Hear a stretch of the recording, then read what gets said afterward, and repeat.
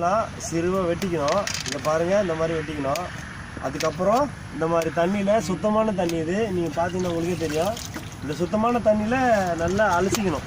அப்படி 2 கையை வச்சு ஃபுல்லாக க்ளீன் பண்ணி அலசி எடுத்துக்கணும். எடுத்துகிட்டு இந்த மாதிரி சட்டியில், இந்த மாதிரி பாத்திரத்தில் நம்ம எடுத்து இதை போட்டுக்கணும். இந்த பாருங்கள், பார்த்தீங்கன்னா தெரியும் உங்களுக்கு, பாத்திரம் தெரியும். ஒரு பாத்திரத்தில் நம்ம எடுத்து வச்சுருக்கிறோம். அங்கே பார்த்தீங்கன்னா எல்லாமே ரெடி ஆகிக்கிட்டு இருக்குது. அங்கே போட்டு மத்து போட்டு அடைக்கிட்டு இருக்கிறாங்க. ரகு தம்பி இவர் தான் மாஸ்டர். ஏய் அடுப்பே கிளறு. நான் தான் நல்லா இது பண்ணுறேன். இப்படி அப்படியே தம்பி எப்படி கிண்டுற மாட்டோம் பாரு.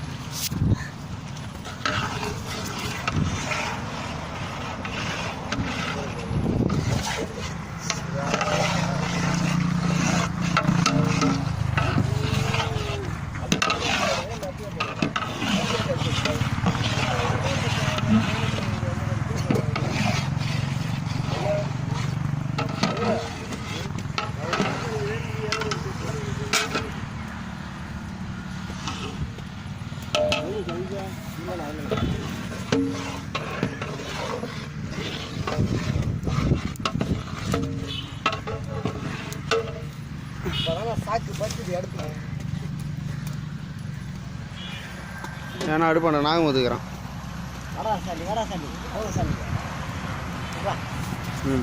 இத்துடன் இந்த செய்தி முடித்து கொள்ளலாம். ஐயோ ஓடினீரா மாஸ்டர்? நம்ம நெக்ஸ்ட் பிளான். ஏய் அப்படியா, நீ வேறு அங்கே வேறு எடுக்க போகிறேன். ஆனால் இப்போ இது என்ன பண்ணுறது, இது எதுக்குன்னு நீங்கள் கொஞ்சம் விளக்கம் சொல்ல முடியுமா? இது வந்து வேஸ்டேஜ் இல்லை. இது நட்டு வச்சா நல்லா மறுபடியும் நம்மளுக்கு இந்த மாதிரி ஒரு ஃப்ளேவர் உள்ள கொத்தமல்லி நல்லா கிடைக்கும். பாருங்கள், வேர் இருக்குல்ல, இந்த வேர் வந்து மறுபடியும் நம்ம செடியை ஊற்றி தண்ணி வச்சா இது மாதிரி வந்துடும். ஃப்ரெஷ்ஷான கொத்தமல்லி நம்மளுக்கு கிடைச்சிரும். ஓகே, அதனால் இதுவும் வேஸ்ட் இல்லை, இதுவும் வேஸ்ட் இல்லை. இப்போ இது என்ன பண்ண போகிறோன்னா, ஒரு பாத்திரத்தை எடுத்து சுத்தமாக அப்படி தண்ணியை தெளித்து இது கடிச்சு எடுத்துக்கணும். பாருங்கள், சுத்தமாகிடுச்சு. இந்த சுத்தமான தண்ணியில் நம்ம கையெல்லாம் நல்லா வாஷ் பண்ணிக்கணும். வாஷ் பண்ணிவிட்டு அதுக்கப்புறம் என்ன பண்ணணும்னா, எடுத்து வச்சிருக்க கொத்தமல்லியை வாஷ் பண்ணி கட்டை இப்படி பிரித்து பார்க்கணும். உள்ள வந்து மாடு சாப்பிட்ற புல்லுலாம் இருக்கும். இங்கே பாருங்க, புல்லெல்லாம் எடுத்து போட்டுட்டு நம்ம என்ன பண்ண போகிறோம்னா, சிறுவை வந்து ஆய போகிறோம். ஓகே மாஸ்டர், இதுக்கு எந்த கத்தி யூஸ் பண்ணுறீங்கன்னு கொஞ்சம் தெரிஞ்சுக்கலாமா? இது வந்து ஃபாரின்லேருந்து வாங்கின அந்த ஜக்காகோ கத்தி.